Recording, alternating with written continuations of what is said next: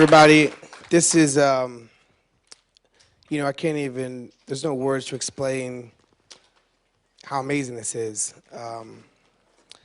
These kids here from Boyle Heights, the same neighborhood I'm from, and this time last year, I did a program on ABC called I Am First.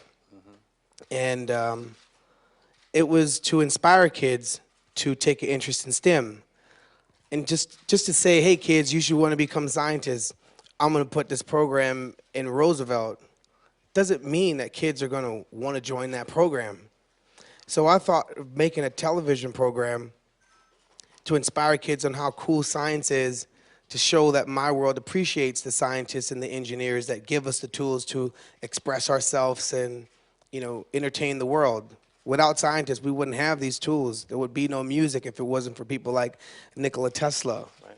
There wouldn't be radio, I'm sorry, if it wasn't for people like Nikola Tesla. It wouldn't be record players and CDs if it wasn't for all the engineers that, champion that technology and passionate about connectivity.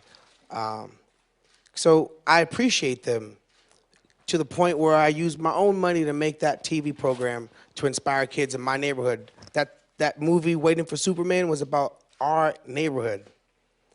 And it doesn't have to be that way.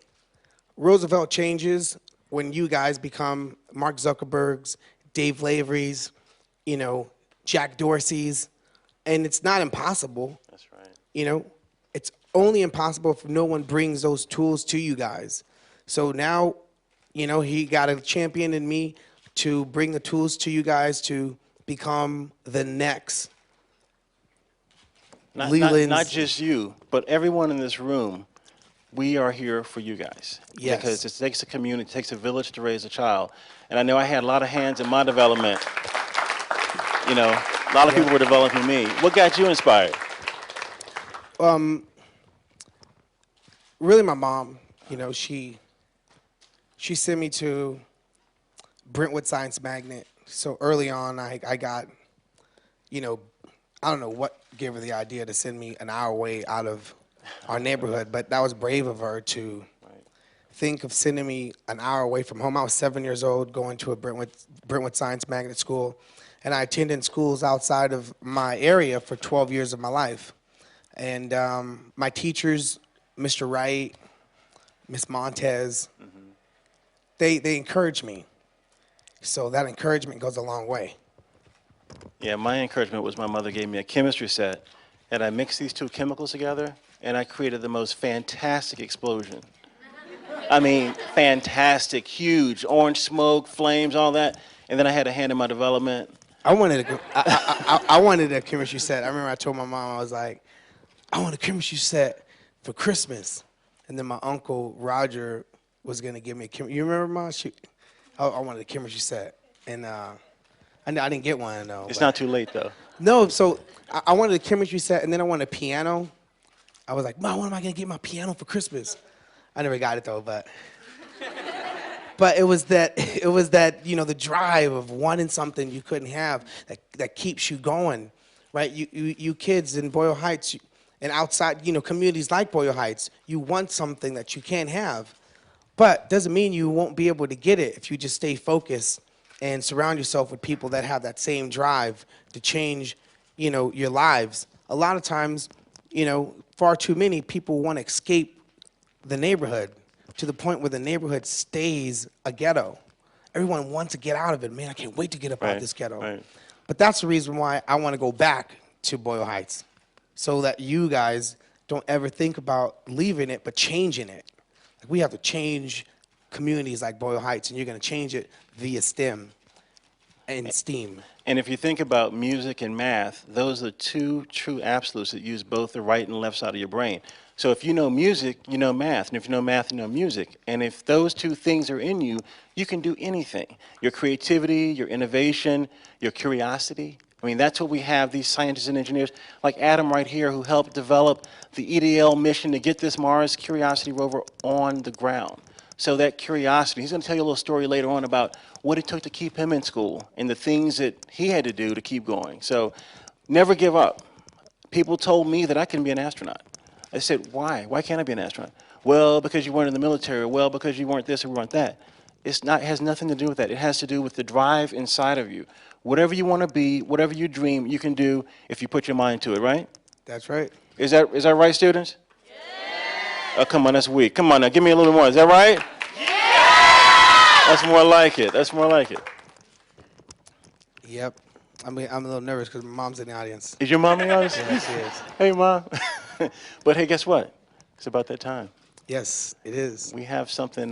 This is the first time that a song has ever come from another planet, and I think we have. I think there's a guy with a mohawk. Hey, you know how famous that guy is? I know, man.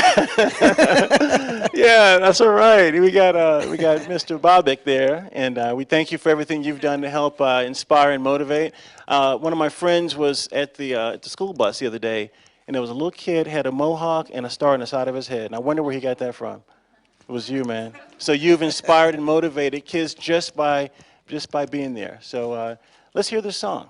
Yes, let's do that. I've been waiting, for a year now. Yeah, yeah. I've been keeping this under my belt and not telling anybody. What kind of under your belt? Kind of.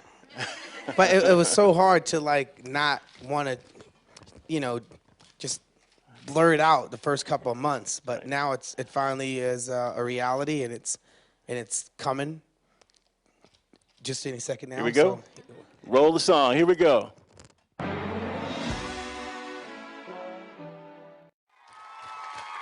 Give it up for Will.i.am. Come on out here. Whenever I hear that, I get so inspired. And what was it about this song that, when you saw the launch, what was it that just made you want to use the orchestral pieces and the French horns and those kind of things to make this song? Well, the first thing when I was here last year and they said it was a possibility of having the song broadcasted back from Mars, the first thing that hit my head was I didn't want to do a song that was done on a computer. Right.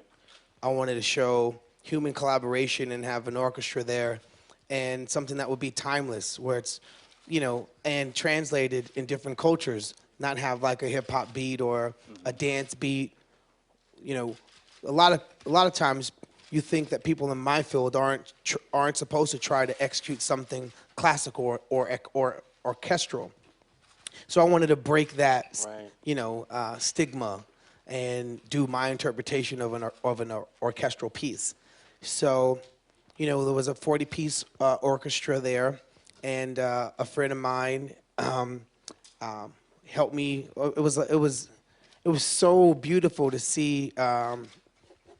All the people from the orchestra there reading the sheet music, and it was in record plant in Hollywood, and to see a big orchestra translate something that was in my head was so beautiful. Right, right. So do you have any students in here that have any questions? I think this young lady right here has a question, don't you? You don't have a question? Oh, come on. Anyone have a question for Will about the making of the song? Behind me. Okay, here you go. Say what your name is. My name is Christina Cervantes, and I just wanted to ask you, what inspired you to, do all this and, show off what you're doing? Good question. Really, it was my neighborhood and people in my neighborhood encouraging me. That's where it started, really, was people in Boyle Heights, East LA, saying, "Hey, Willie, I heard you rapped. Dance for us. Show us your new dance moves." And then from there, it went, it just grew. But just being acknowledged and encouraged goes a long way. So that really was the birth of, my passion, was just being encouraged by family and friends. And then no boundaries. Once you're encouraged, you don't see boundaries. Right. So that's pretty much it. So that's why I want to try my hardest to encourage you guys to go beyond what they tell you you're supposed to do in Boyle Heights, or what you can do in Boyle Heights. Have another question, Will? Cynthia Arenas. My question is, what would you have said if the NASA would told you not to make the song? What would have been your reaction to it? Oh, if NASA said we can't beam it back from Mars, I would have still been blessed that I came to JPL and hung out with scientists and people like Leland. You know, not every idea. If it's a good idea, doesn't mean it's not going to happen the time that you told them. If you're persistent, at one point in time, it would have happened. You know, I've been told no a trillion times, but that doesn't stop you. So if you know, the day that I came here and I presented the idea to the people at NASA and they said no, it was not possible, I still would have went to my community and around the world and said, hey, I was chilling at NASA and I pitched an idea that they didn't like. You know, I still came to NASA.